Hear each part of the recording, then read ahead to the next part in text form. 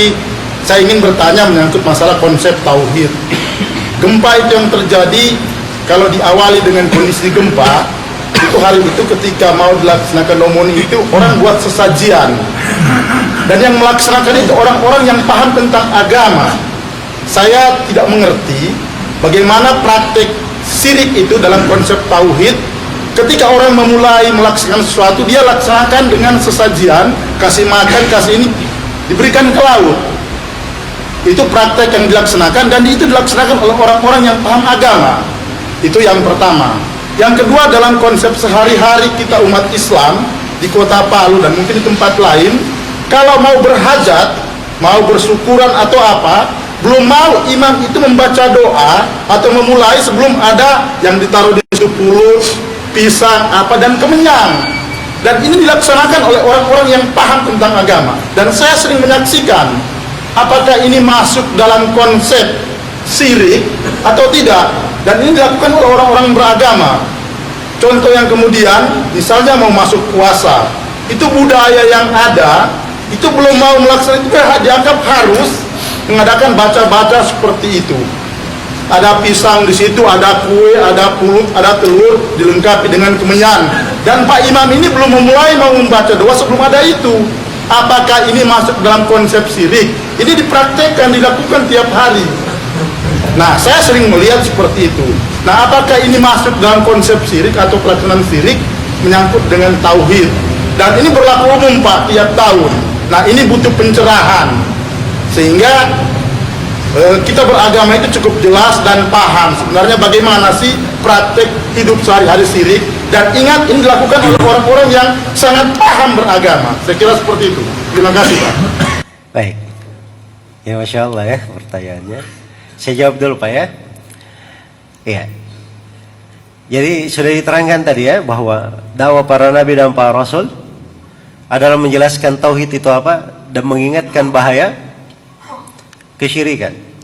Perintah yang paling pertama dalam Al-Quran, perintah bertauhid. Kalau ada kata perintah pertama dalam Al-Quran adalah perintah apa? Bertauhid. Ya ayuhan nasu budu rabbakum, wahai manusia beribadahlah kalian kepada Rabb kalian. Itu ayat yang pertama, perintah pertama dalam Al-Quran. Larangan yang paling pertama dalam Al-Quran, larangan berbuat kesyirikan. Fala taj'alu lillahi andadan wa antum ta'lamun. Jangan kalian menjadikan untuk Allah sekutu-sekutu sementara kalian tidak mengetahuinya. Jadi kalau dia adalah hal yang terbesar dari dakwah Nabi dan para Rasul, kira-kira masuk akal nggak kalau hal ini tidak jelas? Hah? Ini adalah hal yang paling jelas di dalam agama malah. Masalah tauhid, masalah kesyirikan itu adalah hal yang paling jelas, paling terang, dan paling banyak dijelaskan. Iya. Bahkan Al-Quran itu dari awal dan akhirnya semuanya pembahasan tentang tauhid dan kesyirikan. Kalau disebut sorga dan neraka, sorga itu balasan untuk orang yang bertauhid, neraka balasan untuk orang yang berbuat kesyirikan. Jelas ya? Baik. Sisa definisinya itu apa? Ibadah itu apa? Definisinya. Iya. Yang disebut dengan ibadah itu apa? Yang disebut dengan kesyirikan itu apa? Nah, ini sebenarnya kita perlu bahas lebih santai, kemudian perlu waktu sedikit. Tapi tidak apa-apa, saya berikan di sini definisi ringkas untuk tauhid. Untuk apa yang disebut ibadah dulu ya. Ibadah itu adalah ismun jami' likulli ma yuhibbuhu Allah wa yarda minal aqwali wal a'mali adh-dhahir wal batinah. Yang namanya ibadah itu penamaan universal yang mencakup segala hal. Segala hal apa saja, apakah itu ucapan maupun perbuatan, yang zahir maupun yang batin, segala hal yang Allah cintai dan Allah ridhai. Itu namanya ibadah. Jadi kalau Allah perintah doa, berarti doa adalah apa? Ibadah. Karena suatu itu tidak mungkin diperintah kalau Allah tidak mencintainya. Kan begitu. Kalau Allah puji hal tersebut, itu berarti ibadah. Itu adalah ibadah. Seperti dikatakan dalam Al-Quran tentang para nabi, innahum kanu yusari'una fil khairat wa yad'unana raghaban wa rahaba wa kanu lana khashiyin. Para nabi dan para rasul itu bersegera di dalam kebaikan, dan mereka selalu beribadah kepada kami dengan penuh rasa harapan, penuh rasa takut, dan mereka khusyuk dalam beribadah. Jadi rasa takut, rasa harapan, khusyuk ini bagian dari apa? Ibadah, karena Allah puji. Nah, syirik itu apa? Ya. Syirik itu jelas ya. Ayat yang pertama mengatakan fala taj'alu lillahi andadan. Jangan jadikan untuk Allah tandingan-tandingan, padanan-padanan. Ya, permisalan-permisalan. Terus surah Al-Baqarah. Saya beri ayat yang lain supaya lebih memudahkan kita memahaminya. Ayat di surah Syu'ara, ketika penduduk neraka masuk di dalam neraka, mereka sebutkan apa sebabnya mereka masuk di dalam neraka. Itnusawwikum birabbil alamin. Ini di konteks perdebatan. Yang menyembah orang yang dia ibadahi atau siapa yang diibadahi ini bermusuhan, di dalam neraka bermusuhan, saling salah menyalahkan. Maka yang berbuat kesyirikan ini berkata, waktu itu kami di kehidupan dunia, kami menyetarakan kalian dengan Allah. Kami menyetarakan kalian dengan Allah Subhanahu wa taala. Karena itu syirik ya, dalam definisinya adalah taswiyatu ghairillahi billah fi syai'in min khasaisillah. Kesyirikan itu adalah menyetarakan selain Allah dengan Allah pada hal-hal yang merupakan kekhususan Allah. Hal yang merupakan hak khusus bagi Allah, Allah disetarakan dengan selain Allah di situ, maka itu namanya apa? Kesyirikan. Baik, sekarang saya tanya, doa. Berdoa ini kekhususan atau bukan bagi Allah? Hah? Berdoa, meminta hajat. Ini kekhususan bagi siapa? Bagi Allah. Wa qala rabbukum ud'uni astajib lakum. Allah berfirman, berdoalah kalian kepadaku, aku akan kabulkan. Innal ladzina yastakbiruna an ibadati sayadkhuluna jahannama dakhirin. Orang yang bersombong dari berdoa kepadaku, aku akan masukkan dalam neraka jahanam. Berarti ini khusus bagi Allah atau tidak? Khusus bagi Allah. Kalau ada yang berdoa kepada selain Allah, itu namanya apa? Itu namanya kesyirikan. Menyembelih untuk selain Allah. Menyembelih untuk selain Allah, syirik atau bukan? Kesyirikan. Kenapa? Sebab menyembelih itu hanya untuk Allah saja. Qul inna salati wa nusuki wa mahyaya wa mamati lillahi rabbil alamin. Katakanlah, sungguhnya salatku dan nusukku. Nusuk ini bahasa yang paling tegasnya, dan ini ucapan kebanyakan ahli tafsir, adalah sembelihanku. Ya. Hidupku dan matiku hanya untuk Allah Rabbil Alamin, tidak ada syirikat baginya, tidak ada sekutu baginya. Jadi kalau ada yang menyembelih untuk selain Allah, dia berbuat kesyirikan atau tidak? Dia berbuat kesyirikan. Jelas ya? Karena itu Nabi SAW bersabda, la'anallahu man dhabaha li ghairillah. Allah melaknat orang yang menyembelih untuk selain Allah.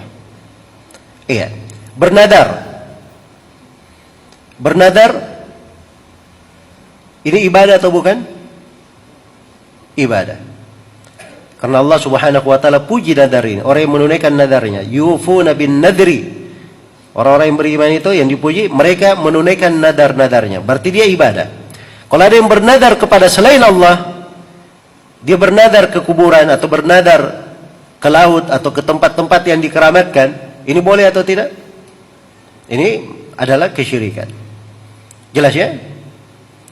Baik. Jadi itu ukuran kesyirikan. Ukuran dari kesyirikan.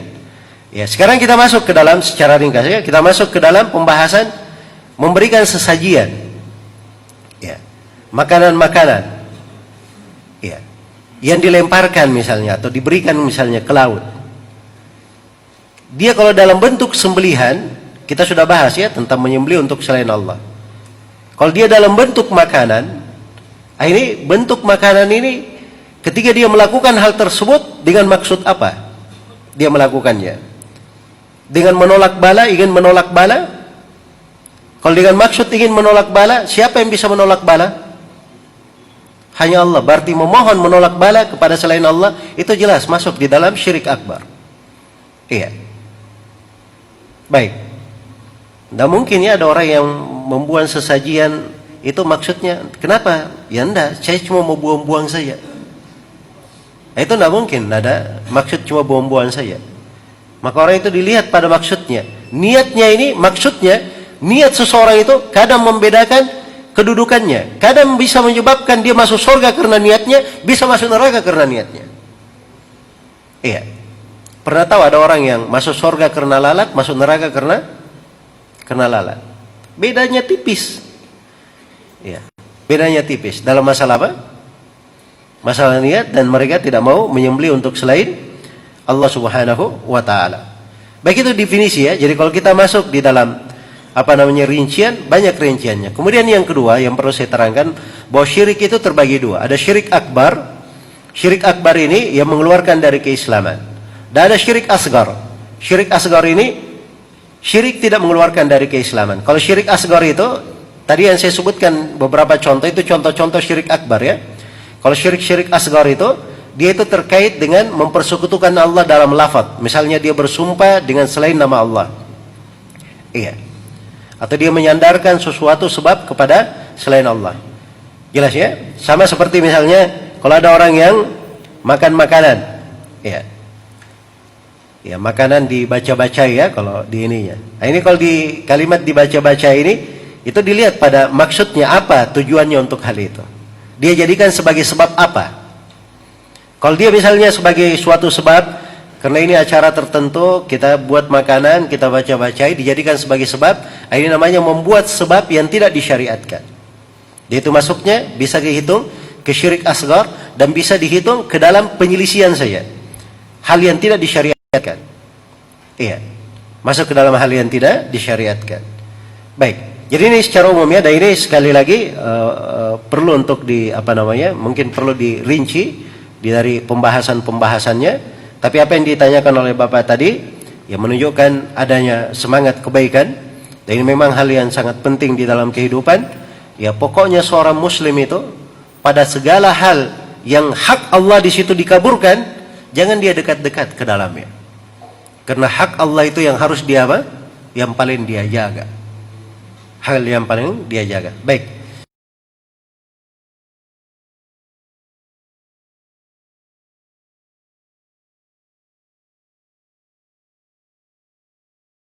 فبأي آلاء